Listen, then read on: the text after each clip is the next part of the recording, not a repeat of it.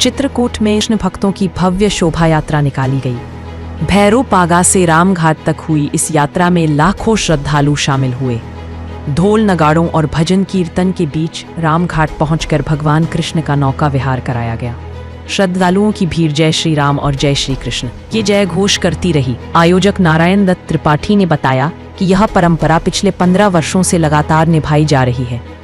उन्होंने बताया कि 4 सितंबर को तुलादान और राजभोग आरती होगी, जबकि 5 सितंबर को विशाल भंडारा और 56 भोग का आयोजन किया जाएगा।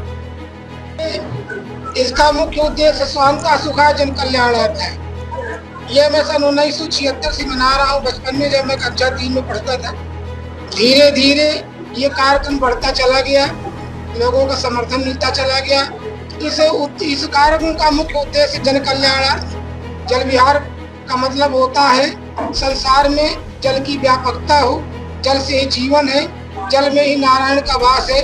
जला स्वयं सह नारायण ऐसा बताया गया है। प्रकृति अच्छी हो, लोगों में सद्भावना हो, हमारे विश्व का, हमारे देश का, राष्ट्र का कल्याण हो, आपसी संभाव बना रहे और एकता बनी रहे, संसार में खुशियाँ रहे, यही इसका उद्देश्य है। ये विगत मेरे अंदाज में 50 और 51 वर्ष ये कार्यक्रम चल रहा है। धीरे धीरे गति पकड़ता चला जा रहा है और लगभग दिनों का होता है। ये 3 दिन का प्रोग्राम होता है।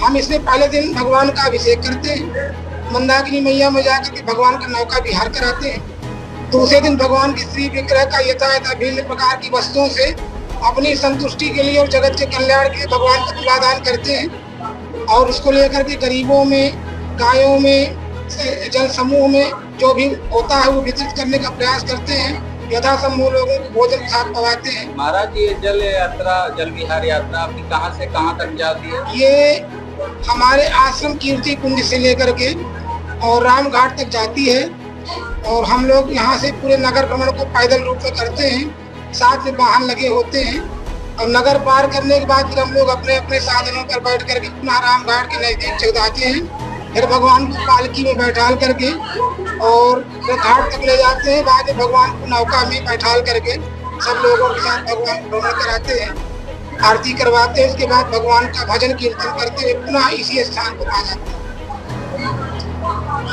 हैं।